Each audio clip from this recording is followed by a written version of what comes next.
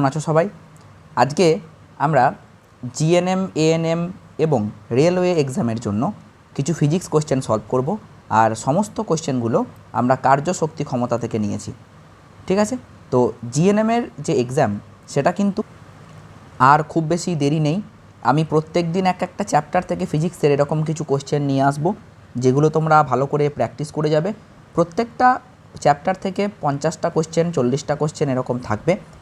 আর প্রত্যেকটা কোশ্চেন নিয়ে আমি এখানে ডিসকাস করব। ভিডিওটা প্রথম থেকে শেষ পর্যন্ত মন দিয়ে দেখবে। আর ভালো লাগলে অবশ্যই লাইক করবে, বন্ধুদের সাথে শেয়ার করবে, যাতে তারাও প্র্যাকটিস করতে পারে। ওকে, তো চলো খুব বেশি টাইম ওয়েস্ট করবো না। হ্যাঁ, আর এটা জিএনএমের জন্য ইম্পর্টেন্ট, এএনএমের জন্য ইম্পর্টেন্ট, প্লাস আপকামিং যে সমস্ত রেলওয়ে এক্সাম আসছে সেইগুলোর জন্যও কিন্তু ইম্পর্টেন্ট। কারণ আমরা সবাই জানি যে রেলওয়ের এক্সামে সায়েন্স বলে একটা পার্ট থাকে। ঠিক আছে? তো জেনারেল সায়েন্সের যে কোশ্চেনগুলো আসে সেগুলো থেকে কিন্তু ফিজিক্সের বেশ অনেকটা পোর্শনই কভার থাকে, তাই না? ওকে, চলো। কোশ্চেন নাম্বার 1, সিজিএস পদ্ধতিতে কার্যের অভিকর্ষীয় একক কী? দেখো, এটার উত্তর হয়ে যাবে 1 গ্রাম সেমি। আমি এর ডেফিনেশানটা একটু বলে দিই। যদি একটা অবজেক্টের ওপর ফোর্স কাজ করে আর সেই ফোর্সের ভ্যালু 1 গ্রাম ওয়েট হয় এবং এই ফোর্স কাজ করার ফলে অবজেক্টটার ডিসপ্লেসমেন্ট বা সরণ হয় 1 সেন্টিমিটার, তাহলে আমি বলবো যে ওয়ার্ক ডান হয়েছে 1 গ্রাম ওয়েট। ওকে, পরের প্রশ্নে যাই। ওয়ার্ক ডান হয়েছে 1 গ্রাম সেমি, তাহলে এখানে উত্তর হয়ে যাবে 1 গ্রাম সেমি। পরের প্রশ্নে যাই। পরের প্রশ্নে বলছে এসআই পদ্ধতিতে কার্যের পরম একক কী? এসআই পদ্ধতিতে কার্যের পরম একক কী হবে? জুল। আচ্ছা, আমি এই প্রসঙ্গে বলে রাখি কার্য ডাব্লু সমান এফ ইন্টু এস, তাই তো? এটা কখন? যখন যেদিকে বল প্রয়োগ হবে সরণ ঠিক সেই দিকেই হবে। এই দিকে বল প্রয়োগ হচ্ছে, এই দিকেই সরণ হচ্ছে, তাহলে W equal to F into S. কিন্তু যদি এরকমটা না হয়, বল প্রয়োগ হচ্ছে এই দিকে, সরণ হচ্ছে এই দিকে, আর বল প্রয়োগ হচ্ছে এই দিকে, তাহলে মাঝের অ্যাঙ্গেলটা কত? আমি থিটা ধরে নিচ্ছি। তাহলে এক্ষেত্রে কৃতকার্যের রাশিমালা হচ্ছে W equal to F S cos theta. এটা কিন্তু মনে রেখে দিতে হবে। ঠিক আছে? দেখো, এই যে আমরা বলছি জুল, জুলের ভিতরে কি আছে? তার মানে কি? ডাব্লু ইকুয়াল টু এই যে লিখলাম আমরা এফ ইন্টু এস, তাহলে এখান থেকে তো আমরা ইউনিট ক্যালকুলেট করতে পারি।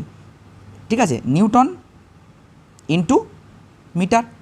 বলের এসআই একক নিউটন আর সরণের এসআই একক মিটার, তাহলে নিউটন মিটার এইটাকেই আমরা নাম দিয়েছি জুল, তাই না? ওকে, জুলকে লেখা হয় জে দিয়ে। আর সিজিএস ইউনিট কি? তাহলে সিজিএস ইউনিট হবে, দেখো বলের সিজিএস ইউনিট কি? ডাইন। আর সরণের সিজিএস ইউনিট কি? সেন্টিমিটার, তাহলে ডাইন সেন্টিমিটার। এর নাম হচ্ছে আর্ক। ওকে, তাহলে জুল হচ্ছে এসআই ইউনিট আর আর্ক হচ্ছে সিজিএস ইউনিট কার্যের। ওকে, চলো পরের প্রশ্নে যাই। কার্যের মাত্রীয় সংকেত কি? দেখো, মাত্রীয় সংকেত ব্যাপারটা না তুমি যদি মুখস্থ করো তাহলে কিন্তু বেশি সলভ করতে পারবে না। ঠিক আছে? ভরের মাত্রা হচ্ছে এম, দৈর্ঘ্যের মাত্রা হচ্ছে এল, সময়ের মাত্রা হচ্ছে টি। এবার এখানে দিয়েছে কার্যের মাত্রা। দেখো, একটু আগেই বলে দিলাম W equal to F into S. F equal to কি? এম এ ইন্টু এস, ঠিক কি না? আচ্ছা, এম কি? ভর। এ কি? ত্বরণ। এস কি? সরণ। যদি আমরা এখানে একবার একে ভাঙি, মানে ত্বরণ, ত্বরণ মানে হচ্ছে বেগ বাই সময়।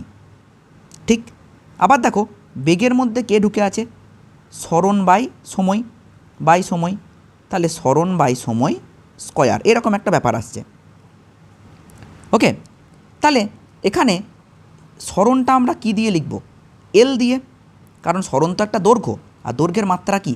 এল। বাই টিটাকে কি দিয়ে লিখব? ক্যাপিটাল টি দিয়ে, সময়, তাহলে এল বাই টি স্কয়ার। তাহলে এমের জায়গায় লিখছি ক্যাপিটাল এম, ত্বরণের জায়গায় কি পেলাম? L by T square. আর এখানে যেটা আছে সরণ, এই এসটা হচ্ছে সরণ, তাই তো? তাহলে সরণের জায়গায় কি লিখব? এল। তাহলে কি পেয়ে গেলাম? M L square T to the power -2। তাহলে উত্তর কত হবে? দেখো, ml² t⁻², অপশান সি। ওকে, ভালো লাগলে অবশ্যই ভিডিওটা লাইক করবে, শেয়ার করবে। পরের প্রশ্ন, 1 জুলের মান কত হবে? 10⁷ আর্গ। ঠিক আছে, এটা মনে রাখতে হবে, খুব ইম্পর্ট্যান্ট কোশ্চেন। কী করে আসে একটু বুঝিয়ে দিই। দেখো, একটু আগেই আমরা পড়লাম 1 joule equal to 1 newton into 1 metre, কারণ জুল মানেই কিন্তু নিউটন ইন্টু মিটার। 1 নিউটন মানে 10⁵ ডাইন, আর 1 মিটার মানে 10² সেন্টিমিটার। তাহলে 10⁵ আর 10², 10⁷ ডাইন সেন্টিমিটার, তার মানে 10⁷ আর্গ। ওকে, পরের প্রশ্নে যাই। বলের বিরুদ্ধে কার্যের উদাহরণ কি? কয়েকটা অপশান আছে এখানে। সিঁড়ি দিয়ে ওপরে ওঠা, সিঁড়ি দিয়ে নিচে নামা, সমতল ভূমিতে হাঁটা, কোনো বস্তুকে ওপর থেকে নিচে ফেলে দেওয়া। কোনটা হবে? সিঁড়ি দিয়ে ওপরে ওঠা। কোন বলের বিরুদ্ধে কাজ করি? অভিকর্ষ বলের বিরুদ্ধে কাজ করি। অভিকর্ষ বল কাজ করে নিচের দিকে, আমরা উঠছি ওপরের দিকে, তাহলে বলের বিরুদ্ধে কাজ করছি। পরের প্রশ্ন,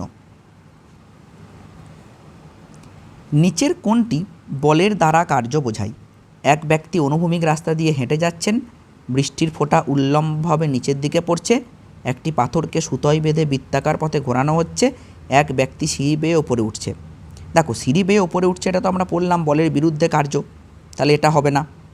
ঠিক আছে, তাহলে বৃষ্টির ফোঁটা উল্লম্বভাবে নিচের দিকে পড়ছে, এটা কেন পড়ছে? কারণ অভিকর্ষ বল নিচের দিকে টানছে বলে। তাহলে রাইট অ্যান্সার এটা। খুবই সহজ প্রশ্ন। 1 কিগ্রামিটার সমান কত জুল? দেখা যাক 1 কিগ্রামিটার সমান কত জুল।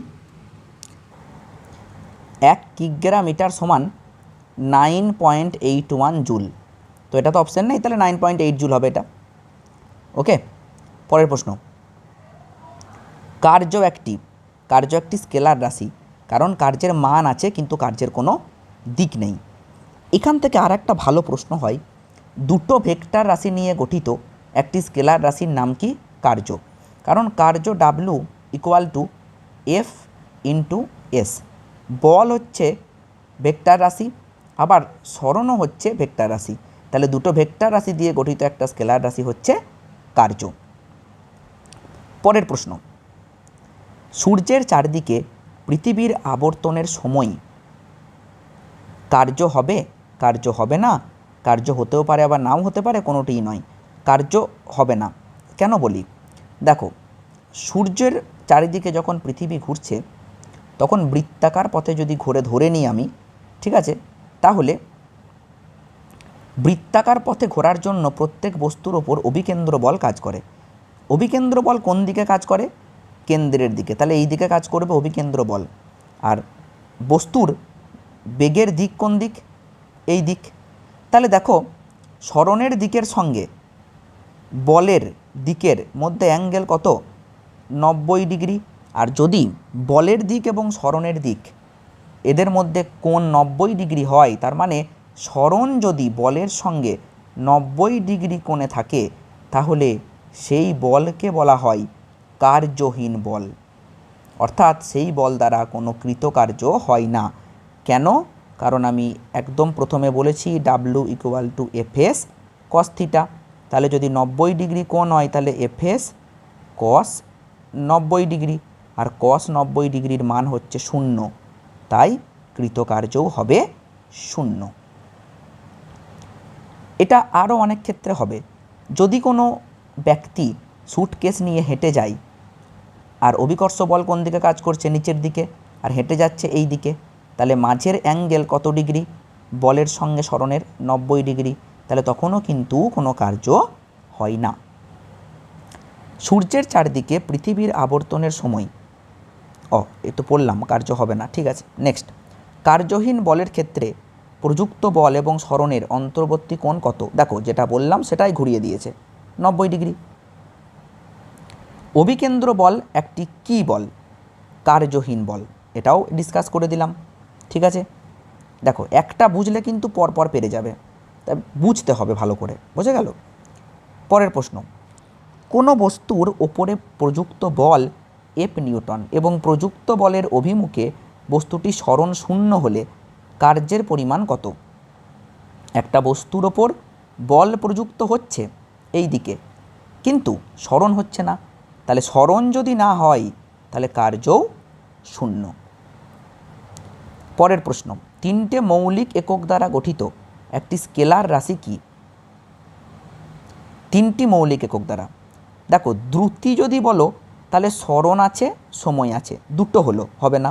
আয়তনে শুধুমাত্র দৈর্ঘ্য আছে, ঘনত্বতে আছে ভর বাই আয়তন, তাহলে দুটো আছে, ঠিক আছে। তাহলে কার্য এমন একটা রাশি যেখানে বল ইন্টু সরণ আছে, বলের মধ্যে এম ইন্টু এ আছে, কারণ F equal to M A into S, তাহলে এম একটা মৌলিক রাশি, ভর, সরণ একটা মৌলিক রাশি। আবার ত্বরণ, ত্বরণ মানে কি? বেগ বাই সময়, বেগ মানে আবার কি? সরণ বাই সময়, তাহলে এস বাই টি তার স্কয়ার, তাহলে সরণ আবার এইখানে পেয়ে গেলাম। তাহলে ভর,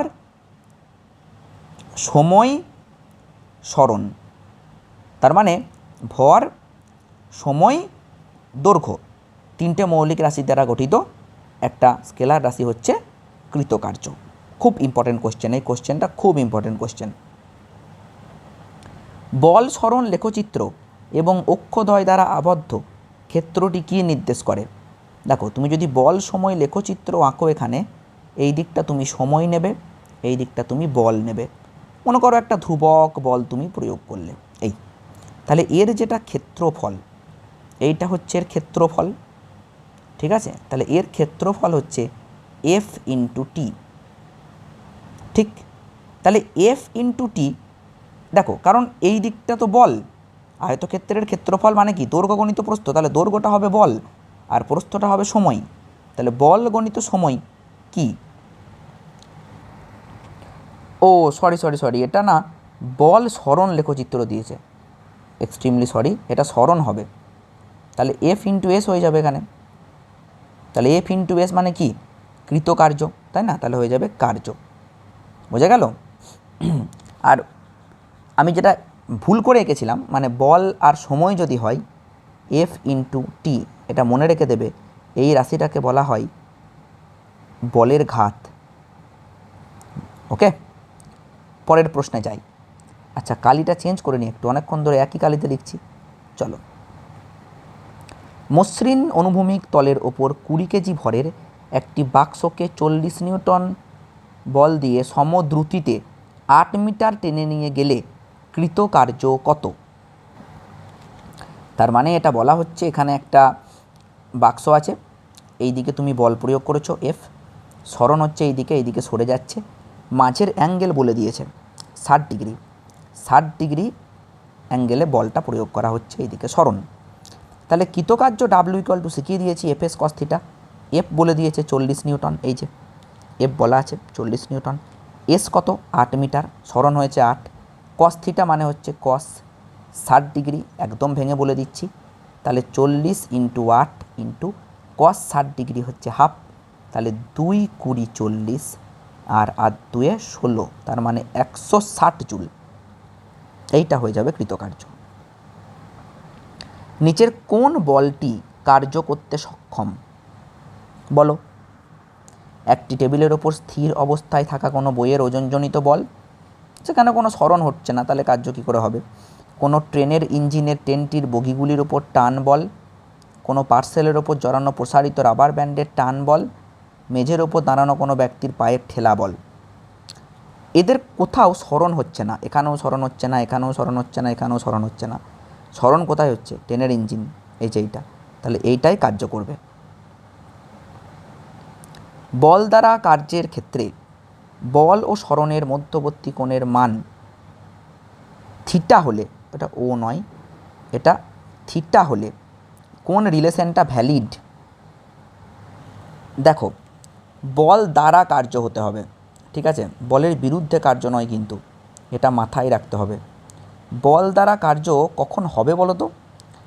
যখন, আচ্ছা স্ক্রিনটা এরকম হয়ে গেল কেন, 1 মিনিট, এখানে একটা বস্তু আছে, তুমি এফ বল প্রয়োগ করছো, সরণও যদি এই দিকে হয় তাহলে তুমি কি বলবে যে কৃতকার্য হচ্ছে, ঠিক কি না? যদি বলটা এই দিকেও প্রয়োগ হয় তাহলেও হবে, এখানেও হবে। এখানে যদি বল প্রয়োগ হয় তাহলে তো হবে না, কারণ 90 ডিগ্রি অ্যাঙ্গেলে বল প্রয়োগ হলে কোনো কৃতকার্য হয় না, তোমাদেরকে সেটা বলেছি। আর সরণ মনে করো এই দিকেই হচ্ছে, তাহলে এই থিটা অ্যাঙ্গেলটা হতে পারে 0 ডিগ্রি বা 90 ডিগ্রির কম হতে হবে, কারণ 90 ডিগ্রি হয়ে গেলে কিন্তু আর হবে না, তাহলে সেখানে কার্যহীন বল হয়ে যাবে। তাহলে থিটা হতে হবে π/2 এর থেকে ছোট, মানে 90 ডিগ্রির থেকে ছোট, 0 থেকে বড়, এইটা ঠিক আছে। তারপরে বল দ্বারা কার্য, এটা থিটা 0 ইকুয়াল টু হলে হতো, এটা 0 ইকুয়াল টু হলেও হতো। নেক্সট কোশ্চেনে চলে যাব। Kg metre square second to the power -2 কোন রাশির একক? দেখো বুঝতে হবে এটা কি বলতে চাইছে। আচ্ছা, কেজি মিটার স্কোয়ার তার মানে ভর আছে, কেজি থেকে বোঝা যাচ্ছে। মিটার স্কোয়ার, আচ্ছা তার মানে দুটো লেন্থের ইউনিট, তাই তো? মানে লেন্থ দুবার আছে এখানে। আচ্ছা তোমরা একটা কথা বলো আমাকে, এই যে আমরা কার্য পড়ে এলাম, কার্য ইকুয়াল টু কি? F into S. এফকে কী লিখতে পারি? M A into S. এবার তুমি বলো তো এম এর একক কী? কেজি। ত্বরণের একক কী? মিটার পার সেকেন্ড স্কোয়ার, ঠিক? আর এখানে সরণ আছে, সরণ মানে আবার একটা মিটার গুণ হবে, ঠিক আছে? এটা কিন্তু সরণ, হ্যাঁ, এই এসটা হচ্ছে সেকেন্ডের এস, বোঝা গেল কি বললাম? আর এটা কিন্তু সরণ, দরকার হলে তুমি এখানে ডি লেখো, সরণকে ডি দিয়ে লিখে নাও, ক্লিয়ার? তাহলে দেখো ইউনিটটা কি দাঁড়াচ্ছে, kg metre square by second square, kg metre square by second square, তার মানে এটা দাঁড়িয়ে যাচ্ছে kg metre square second to the power -2। Okay, next প্রশ্ন, 1 মেগাজুল কত জুলের সঙ্গে সমান? আচ্ছা আগের প্রশ্ন উত্তরটা কি বললাম? Kg metre square second to the power -2, এই তুমি লেগেছে, তাহলে এটা কার একক হবে? কার্যের। পরের প্রশ্ন দেখো, মেগা মানেই হচ্ছে 10 টু দি পাওয়ার 6, মেগা বড় ইউনিট, বুঝতে পেরেছো? তাহলে 1 megajoule equal to 10 two the power 6 joule. এক অশ্ব ক্ষমতা, খুব ইম্পর্টেন্ট কোশ্চেন, হর্স পাওয়ার, এক অশ্ব ক্ষমতা ইকুয়াল টু 746 ওয়াট, মনে রেখে দেবে, এটা খুব ইম্পর্টেন্ট কোশ্চেন। হ্যাঁ, অশ্ব ক্ষমতা হলো ক্ষমতার একক, বোঝা গেল? অশ্ব ক্ষমতা হলো ক্ষমতার একক, সেটা তো বুঝলাম, ক্ষমতার এফপিএস একক। ওকে, নেক্সট কোশ্চেন, এটা মনে রাখতে হবে। হ্যাঁ, আর ওই রিলেশন যেটা বললাম, এই যে এটাও খুব ইম্পর্টেন্ট। নিচের কোনটি ক্ষমতার একক? আগে বুঝতে হবে ক্ষমতা, পাওয়ার, এর এক্সপ্রেশন কি? W/T, কার্য বাই সময়। কার্যের একক হচ্ছে জুল আর সময়ের একক হচ্ছে সেকেন্ড, তাহলে জুল পার সেকেন্ড এইটা হচ্ছে ক্ষমতার একক, ঠিক? যদি এইটা মনে থেকে যায় তাহলে এককটা আর মুখস্থ করতে হবে না, তুমি বানিয়ে নিতে পারবে, বোঝা গেল? আজকের ভিডিওটা এত দূর। এই কার্যশক্তি ক্ষমতার আরও কিছু কোশ্চেন এখানে আছে, আমি একটা পরের ভিডিওতে ক্লিয়ার করব, কিছু এখানে অঙ্ক আছে, ঠিক আছে? পরের ভিডিওতে ক্লিয়ার করব। ওকে, ভিডিওটা কেমন লাগলো জানিও, তোমাদের এর পরে তোমরা কোন কোন চ্যাপ্টার থেকে সিরিজ চাও সেটাও জানিও। বাই।